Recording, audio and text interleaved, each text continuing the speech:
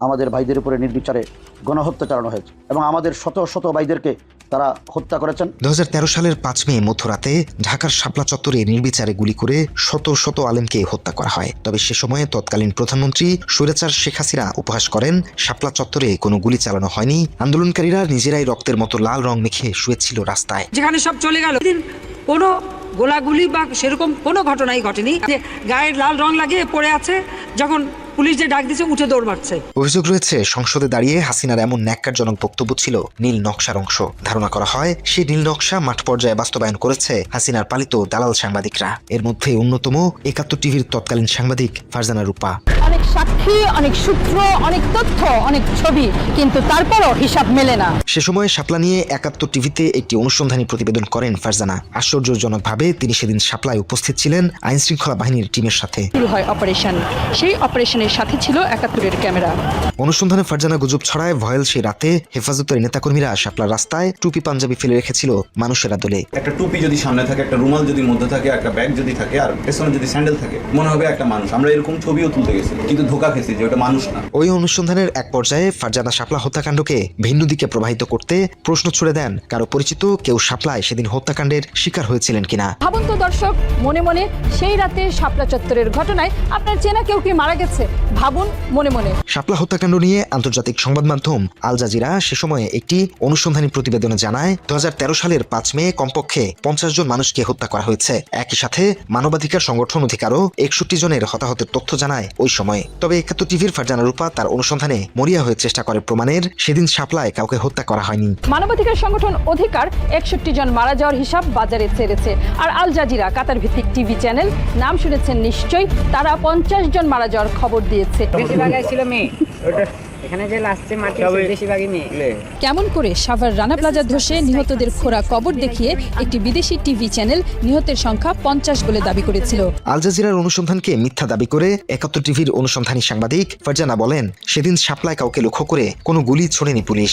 একটু খেয়াল করুন দর্শক, বন্দুকের নল সব কিন্তু উপর দিকে তোলা, অর্থাৎ কাউকে লক্ষ্য করে গুলি ছুড়েনি পুলিশ। আমাদের প্রথম যে সিদ্ধান্তে আমরা উপনীত হই যে এই অপারেশনের মূল লক্ষ্য হবে জিরো ক্ষেপণাস্ত্র নয়, বরং সেদিন শাপলায় রাবার বুলেট ছোড়া হয় বলে দাবি করেন ফারজানা রূপা। অর্থাৎ লাখো রাউন্ড গুলি ঠিকই ফুটেছে, তবে তা এমন গুলি যা হত্যার জন্য নয়, আঘাত করতে পারে। 71 টিভির তৎকালীন সাংবাদিক আরো দাবি করেন হেফাজতের নেতাকর্মীরাই সহিংসতা শুরু করে ওই সমাবেশে। ছবি আরো বলে দেয় সেই দিনের সমাবেশে অংশগ্রহণকারীরা ছিলেন ক্ষুব্ধ, উত্তেজিত, প্রতি মুহূর্তে সহিংসতার ইঙ্গিত ছিল। শাপলা চত্বরের সমাবেশ থেকে হেফাজতের নেতারা একটি অন্যতম দাবি তোলেন নাস্তিকদের বিচার করার। আর এক্ষেত্রে শাহবাগের গণজাগরণ মঞ্চের অনেকেরই নাম সামনে নিয়ে আসে তারা। হেফাজতের নেতাদের এই দাবি তুলে ধরে 71 টিভির সাংবাদিক ফারজানা তার অনুসন্ধানে প্রশ্ন তোলেন শাহবাগের ওই মঞ্চের আসলেই কেউ নাস্তিক কিনা তা নিয়ে। কিন্তু শাপলা চত্বর সহ হেফাজতের সব সমাবেশে মূল উত্তেজনা ছিল নাস্তিকদের ঠেকাতে হবে। শাহবাগের গণজাগরণ মঞ্চের নেতারা কি আসলে নাস্তিক? ধর্ম মানেন না, কারোর ব্যক্তিগত চরিত্রের সনদপত্র দেওয়ার দায়িত্ব আমাদের নয়। 71 টিভির ওই অনুসন্ধানে ফারজানা রূপা ধৃষ্টতার সাথে বলেন শাপলা চত্বরের মসজিদে ওই দিন আগুন লাগিয়েছিল হেফাজত আর জামায়াত শিবিরের নেতাকর্মীরাই। পুরো সময় মসজিদ আগলে ছিলেন জামাত শিবির আর হেফাজত কর্মীরা, যাদের লাগানো আগুনে মিনার ছুঁয়ে যায়। হেফাজত ইসলামী অরাজনৈতিক সংগঠন দাবি করে আসে নিজেদের। তবে ফারজানা তার অনুসন্ধানে তুলে নিয়ে আসার চেষ্টা করে হেফাজতের সাথে বিএনপি সহ অন্যান্য রাজনৈতিক দলের যোগসূত্র রয়েছে, আর তারা একসাথে মিলে এই রাজনৈতিক কর্মসূচি ঠিক করে। অর্থাৎ নিজেদের অরাজনৈতিক বলে দাবি করলেও হেফাজতে ইসলামের সাথে রাজনৈতিক দলগুলোর যোগ আছে।